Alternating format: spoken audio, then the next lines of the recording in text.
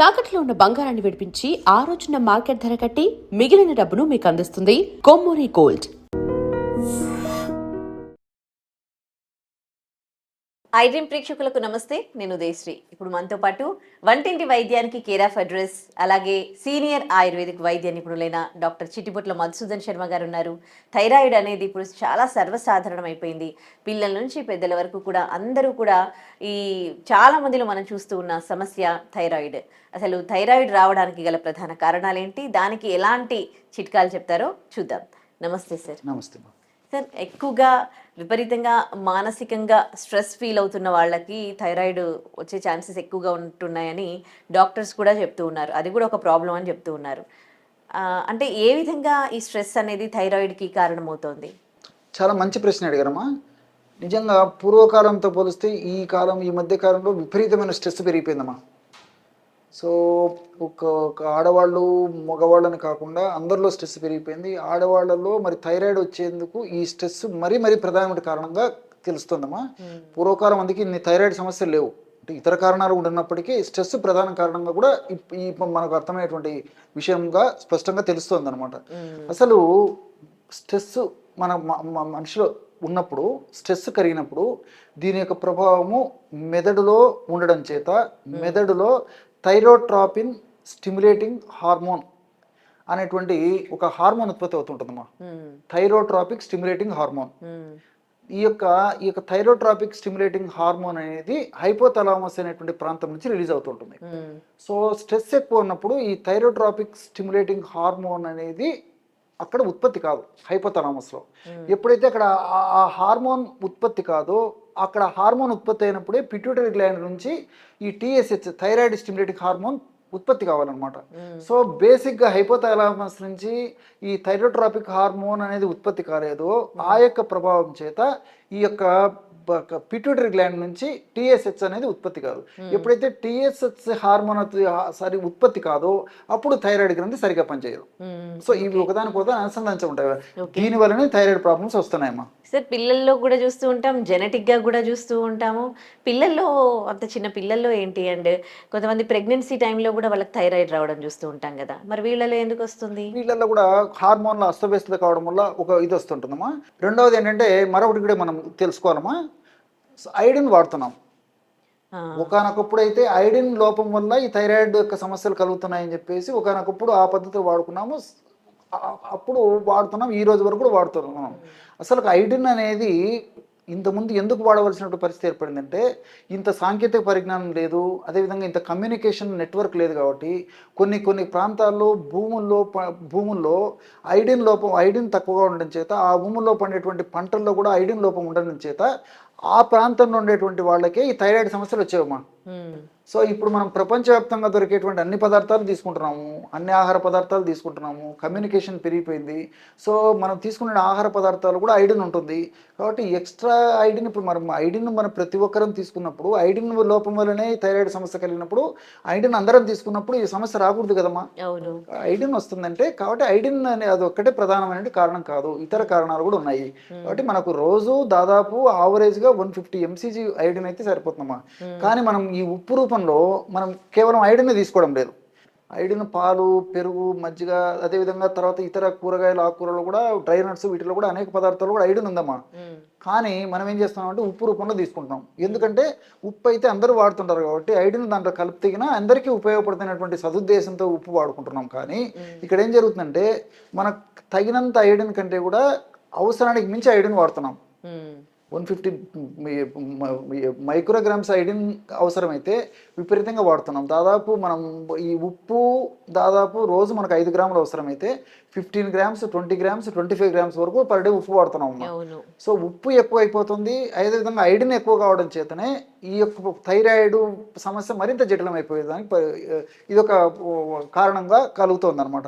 కాబట్టి ఎప్పుడైతే మరి ఉప్పు తగ్గించాలి, అదేవిధంగా అవసరం మేరకే ఈ యొక్క అయోడైజ్డ్ సాల్ట్ వాడుకుంటే ఉపయోగకరంగా ఉంటుంది. కానీ మరి అతి సర్వత్ర వర్జేత, అతిగా వాడుకోవడం ఎన్నో రకాల అనారోగ్యాలు కూడా కారణభూతమైనటువంటి అవకాశం అయితే ఉంటుందమ్మా.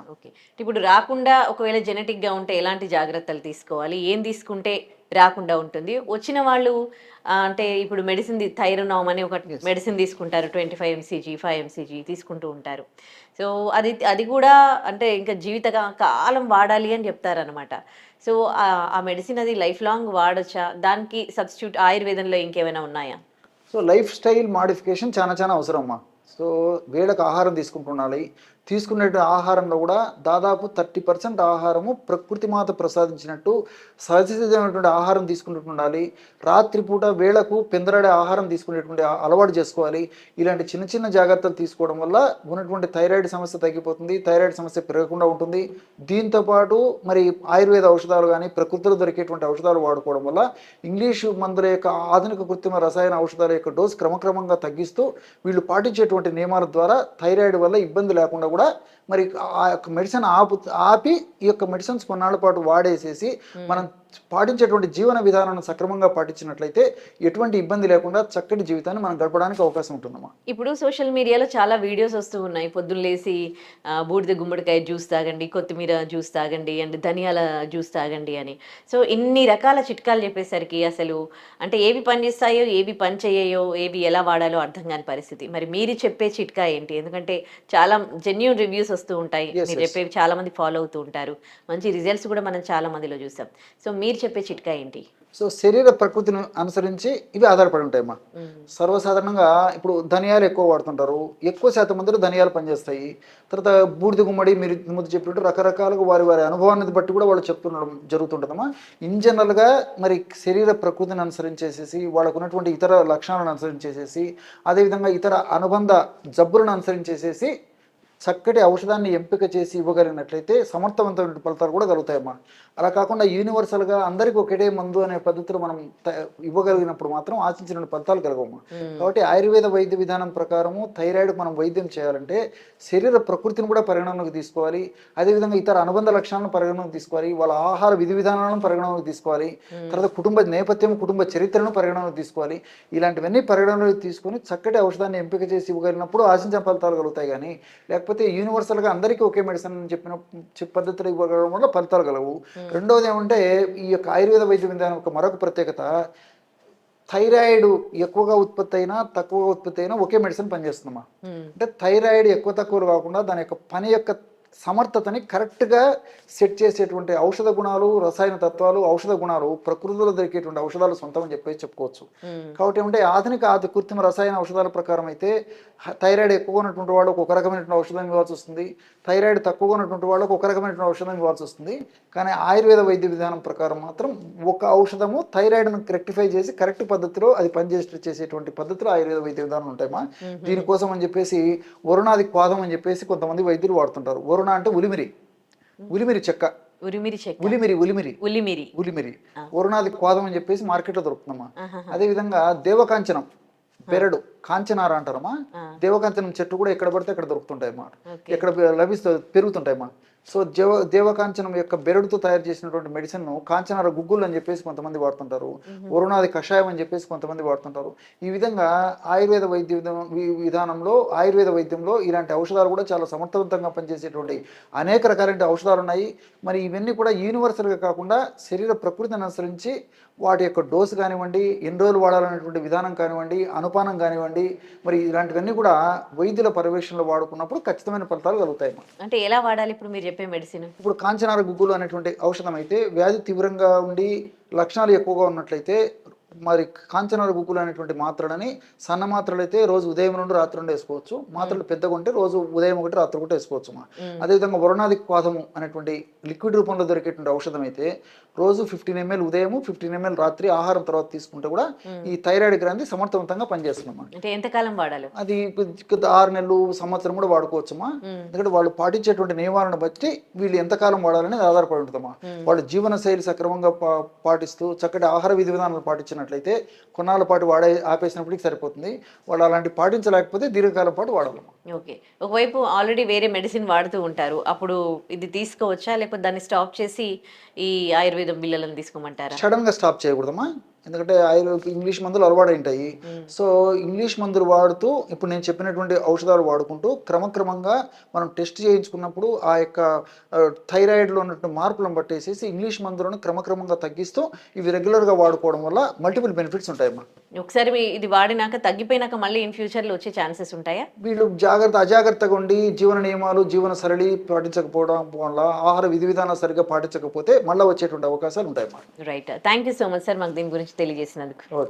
And for more videos, Please subscribe to iDream channel. Subscribe to iDream Media. Please subscribe to iDream. Please subscribe to iDream. Please subscribe iDream. And please subscribe to iDream. For more videos, subscribe to iDream. please like, share and subscribe to the channel. Congratulations, iDream. Subscribe to iDream. Subscribe to iDream. So subscribe to iDream Media. iDream की iDream team अंदर की huge congratulations. Please subscribe iDream Media. Please subscribe to iDream. Subscribe iDream. Please subscribe to iDream. iDream అంటే నా కళల channel subscribe చేసుకున్న నోరు తిరుగుతలేదు, మీరైతే గంట గుర్తు కొట్టండి. For more such videos, please subscribe to iDream. Subscribe to iDream. Please subscribe to iDream. Please subscribe iDream Media. Please do subscribe to iDream. Please subscribe to iDream Media. For best entertainment and information, please subscribe iDream. And don't forget to subscribe to iDream.